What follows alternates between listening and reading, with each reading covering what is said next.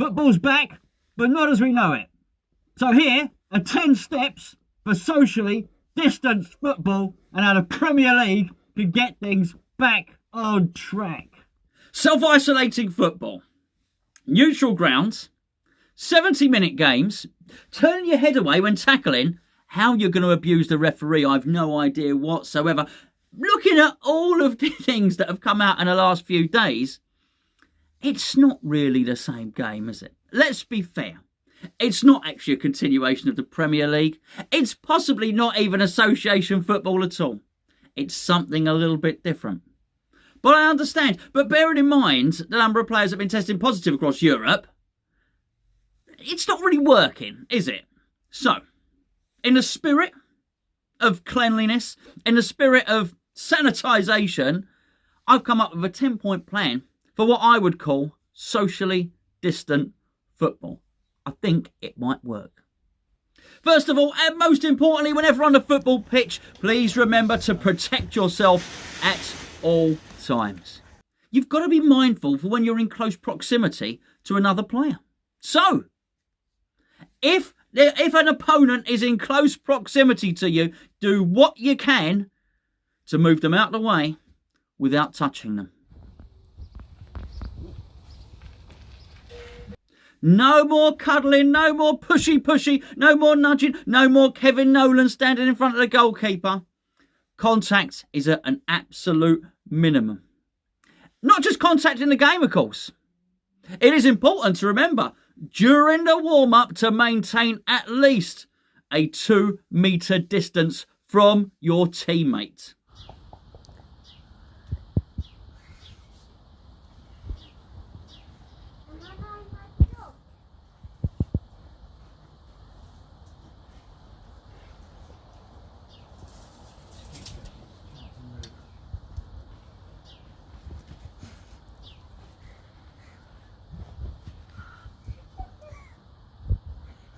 Of course, that's just exercise. Let's not forget the equipment itself. What about the football? Someone else touches it, you touch it. What about if you want to go to head it? Probably quite important if you're going to head that ball to make sure that your head is protected. But not just protected either. What about the ball itself? The ball itself, this is a whole minefield. The ball has got to be sanitised. You've got to have a clean football.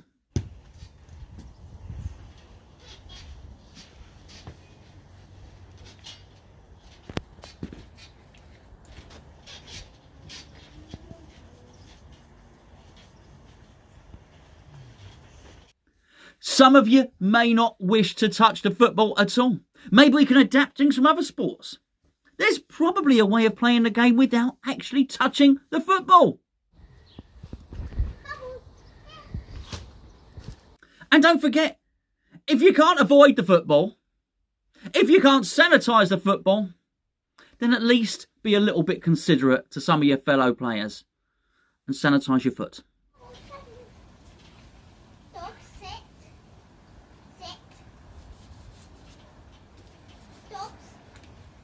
Of course, something is very, very important and not to be forgotten, and that is PPE. PPE! Nobody knew what it meant 6 months ago. Let's be fair, none of you knew what PPE meant. You just thought it was prolonged physical education, a very long PE class. No, it's not. But that protective equipment is very important. Wear it on the football pitch. These are the new rules.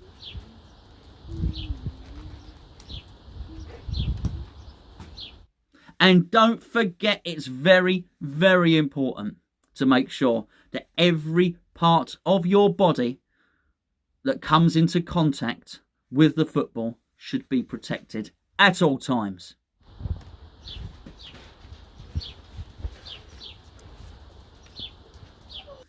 Even if you think you're not going to touch the football, protecting your hands, washing your hands, is vitally important.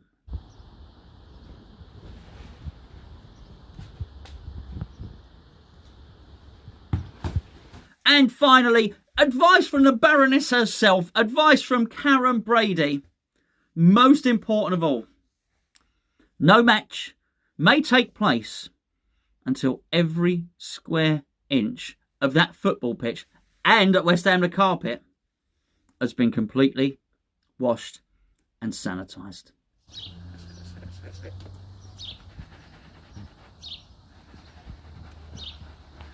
And there you have it. It's a route forward. It's the way to go, I'm pretty sure of it. Because let's be honest with you, as ridiculous as that just was, it's not a million miles away from what we're hearing. Some of them are actually true.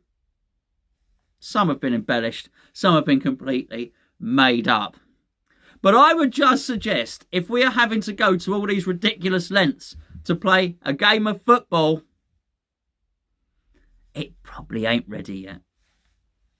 Just my opinion. That being said, if they do it and they choose to broadcast it,